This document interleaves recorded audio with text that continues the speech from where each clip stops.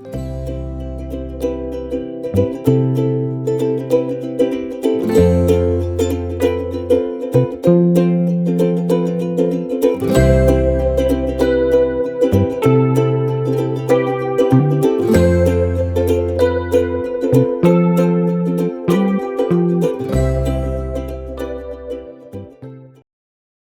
englishbatayan.com।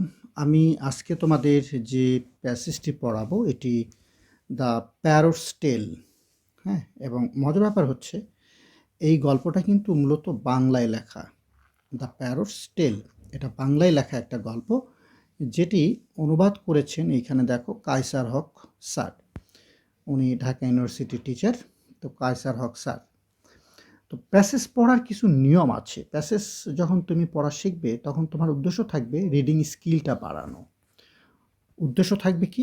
Reading skill বাড়ানো। যেমন আমরা শুরুতেই প্যাসেজটা এইভাবে পড়বো। দেখো আমি এই যে দেখো এখানে এটা ধরেছি, once upon a time there lived a bird. এটা অনুমান করো কি হতে পারে। ইট ওয়াজ আনলেটার্ড।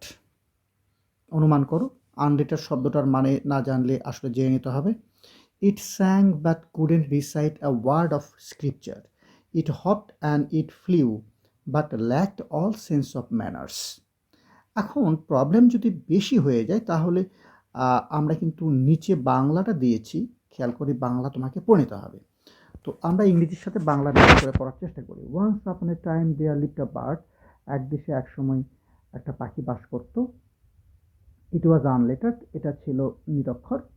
ইট sang but couldn't recite a word of scripture.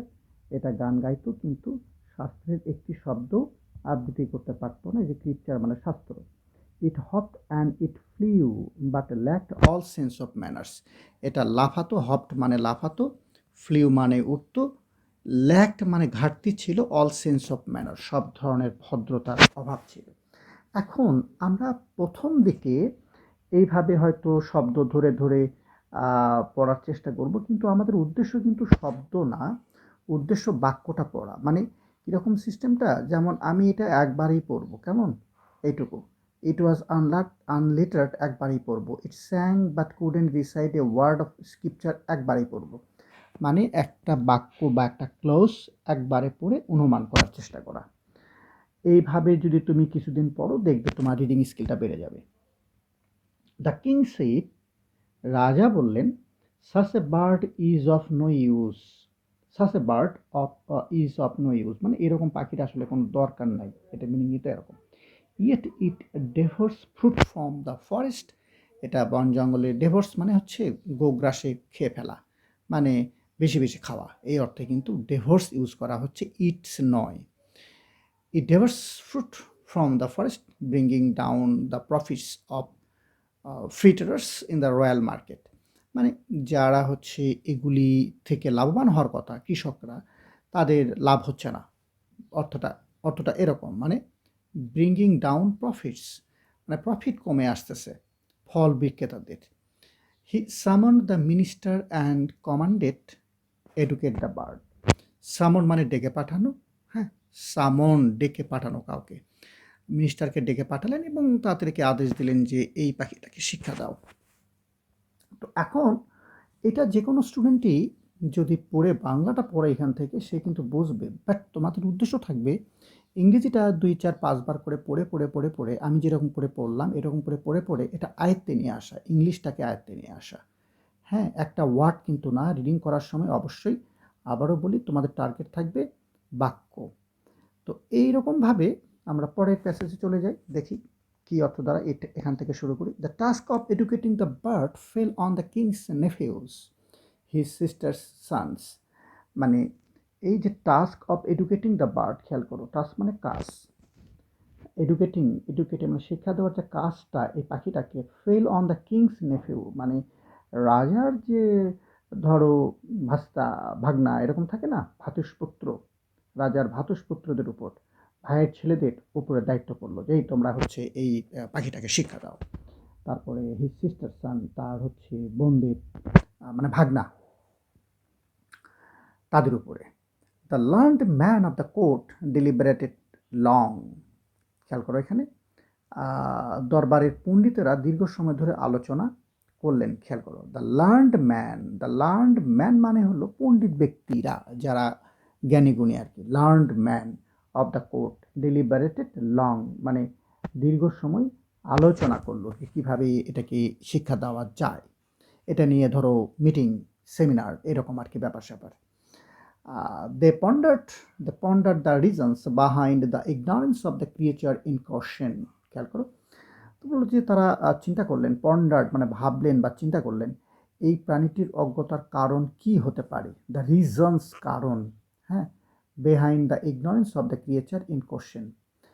The conclusion, খেয়াল করো, দ্য কনক্লুশন মানে এই যে মিটিং করলেন, তারা আলোচনা করলেন, কনক্লুশনটা কি, the birds nest made of straw and tweaks could not hold much knowledge. খেয়াল করো, বার্ডস নেস্ট মানে বাসাটা, মেড অফ স্ট্র, পাখির বাসা তো সাধারণত খড়কুটো দিয়ে হয়, তো তারা বলছে যে আসলে খড়কুটো দিয়ে বাসা হলে তো এখানে তো এই পাখিটা জ্ঞান কিভাবে ধরে রাখবে, খড়কুটো দিয়ে বানানো পাখির বাসা তেমন জ্ঞান ধারণ করা যায় না, এটা তারা জ্ঞানীগুণী ব্যক্তিরা মিটিং করে বের করলেন।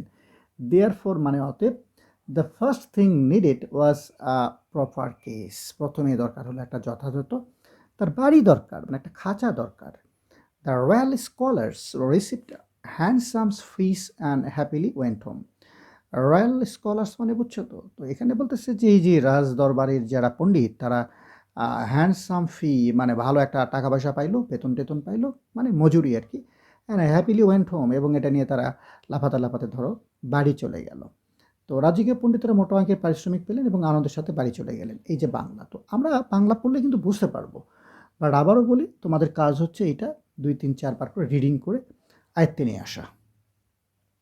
এবার আমরা 3 নাম্বার পার্টে যাই। এখান থেকে দেখো, এইখানে বলা হচ্ছে a goldsmith set to work on a gilded case. তো যেহেতু এখন খাঁচা বানাতে হবে, একটা খাঁচা সোনা দিয়ে তৈরি করে খাঁচা বানাতে হবে, তার জন্য কি দরকার, একটা মানে সোনার দরকার, মানে একজন যে সোনার, এটাকে কি বলে, মানে স্বর্ণকার, এই যে স্বর্ণকার, হ্যাঁ, এটা উনি শুরু করলেন। তো এইরকমভাবে